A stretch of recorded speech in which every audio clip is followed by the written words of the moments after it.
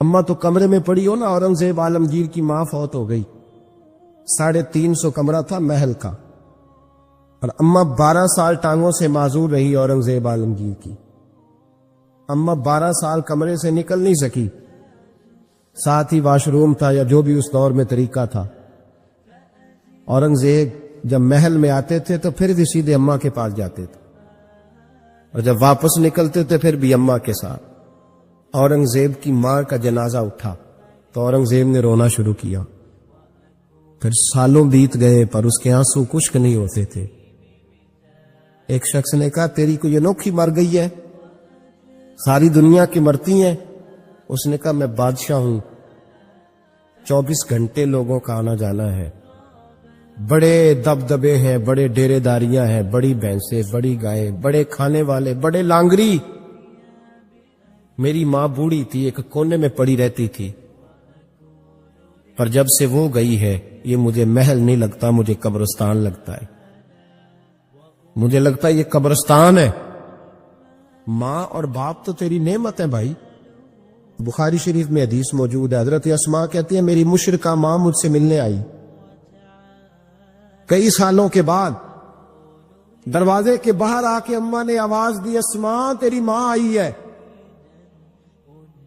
تو حضرت اسماء تیزی سے اٹھی، ماں ملی ہے نا کئی سالوں کے ماں، لیکن جا کے بغل گیر نہیں ہوئی، بلکہ اماں دروازے پہ تھی تو جناب اسماء نے اندر سے کنڈی لگا لی، دوڑ کے اٹھ کے کنڈی لگائی اور کہا جاؤ حضرت عائشہ صدیقہ کو میرا پیغام دو کہ محبوب سے پوچھ کے بتائیں کہ مشرکہ ماں آئی ہے، اگر نبی پاک کہیں گے تو اماں سے ملو گی، اس لیے کہ میرا سارا کچھ میرے نبی سے وابستہ ہے، میرا سارا کچھ محبوب کے قدموں سے وابستہ ہے، حضور اجازت دیں گے، یہ بخاری مسلم میں موجود، پھر ملوں گی۔ تو حضرت اسماء کا جب پیغام گیا تو نبی پاک علیہ السلام نے فرمایا وہ مشرکہ ہے تو خود ہی اللہ اس سے پوچھ لے گا، اسماء سے کہو تمہاری تو ماں ہے نا، تم تو ملے نا، میرا ابا جی ظالم ہی بڑا ہے، حضرت جی آپ کو نہیں پتا بڑے ظالم ہے، انہوں نے میرے ساتھ بڑی زیادتیاں کی ہیں۔ او بھائی، میرے محبوب سے بھی ایک صحابی نے کہا تھا یا رسول اللہ آپ کہتے ہیں والدین کی فرما برداری کرو، تو اگر والدین ظلم کرے، والدین اگر ظلم کرے، میرے محبوب کی زبان سے ایک حرف بھی کبھی فضول نہیں نکلا، بلکہ رب جب فرماتا تھا تو محبوب بولتے تھے۔ اس نے ایک دفعہ کہا حضور اگر والد ظلم کرے، نبی پاک نے 3 دفعہ فرما او یظلمو او یظلمو او یظلمو، اگر وہ ظلم بھی کرے، ظلم بھی کرے، ظلم بھی کرے، تو پھر بھی تو نے ماں باپ کی فرما برداری کرنی۔ 3 دفعہ محبوب نے ارشاد فرما۔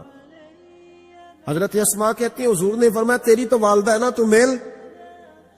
پھر پیغام بھیجا کہ یا رسول اللہ وہ کچھ تحفے بھی لائیں گے، اگر اجازت ہو تو قبول کروں، فرمایا تیرے لیے اجازت ہے۔ حضرت اسماء اتنی مضبوط مسلمان تھی کہ اماں مشرکہ تھی، لیکن اس کے قریب جانا انہوں نے پسند نہ کیا جب تک حضور اجازت نہ دے۔ فرماتی ہیں جب میرے ابا جی ہجرت کے لیے جانے لگے نا غار ثور پہ تو میری ڈیوٹی لگا گئے، کہنے لگے بیٹی تو بڑی ہے، پیچھے ذرا خیال رکھنا۔ کہتی ہیں 60,000 دینار تھے گھر میں، والد گرامی جب گئے تو ہر چیز ہی ساتھ لے گئے، ایک پیسہ نہیں چھوڑ کے گئے۔ کہتی میرے دادا نابینا تھے حضرت ابو قحافہ، بعد میں مسلمان ہو گئے، وہ آئے اور آ کے کہنے لگے اسماء تیرا ابا سارا کچھ لے گیا ہے، کچھ چھوڑ کے بھی گیا ہے۔ تو کہتی ہے میں پریشان ہو گئی، کیا جواب دوں، دادا جی بوڑھے یہ تو احتجاج کریں گے۔ کہتی ہے کہا نہیں نہیں بڑی خیر ہے، بڑا کرم ہے، کہا نہیں مجھے بتا کچھ چھوڑ کے گیا ہے، مجھے امید نہیں ابو بکر کچھ چھوڑ کے جائے گا، اور جب محمد ابن عبداللہ صلی اللہ علیہ وسلم پہ خرچ کرتا ہے تو ہر چیز ہی لٹا دیتا ہے، بتا کچھ چھوڑ کے گیا ہے۔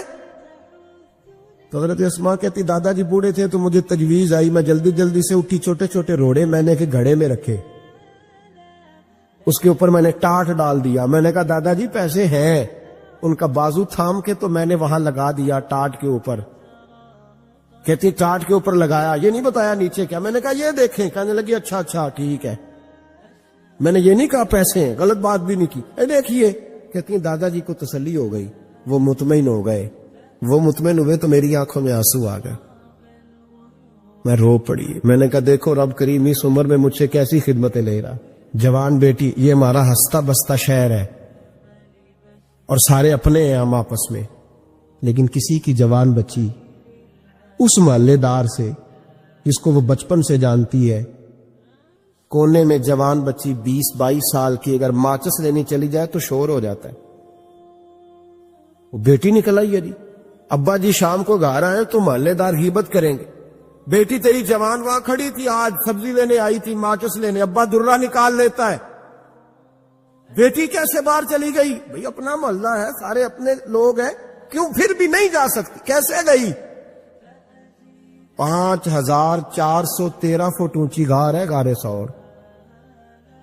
اور جب ہم وہاں جاتے ہیں تو تجربہ کار حاجی مشورہ دیتے ہیں، کہتے ہیں سویرے سویرے جانا فجر کی نماز کے وقت، ورنہ دوپہر میں جانا بڑا مشکل ہوتا ہے. تین بوتلیں بغل میں پانی کی، رستے میں 4-5 جگہ جو ہے وہ بیٹھنے کی جگہ بنی ہوئی ہے، وہاں ڈھابے ہیں چائے کے، بوتل کے، پانی کے، رستے بن گئے. لیکن جب حضرت صدیق اکبر نبی پاک کو لے کے گئے کوئی رستہ نہیں تھا، دشوار گزار گھاٹی تھی. کہنے لگے محبوبہ آپ کو تکلیف ہوگی، آپ میرے کندھوں پہ بیٹھ جائیں. پبا پہاڑ قدم نہیں جے لاؤندا تے سور پہاڑ تے چڑھیا جاندا، او پیا جاندا جے یار نبی دا، اے اصلی دلدار نبی دا. حضرت صدیق اکبر حضور کو لے گئی، ڈیوٹی لگائی، فرمایا اسماء میں نہیں چاہتا، پریشانی جتنی مرضی ہے، ایمرجنسی جتنی مرضی ہے، پر میری محبت گوارا نہیں کرتی کہ حضور سرکے اور کھجور پہ گزارا کریں.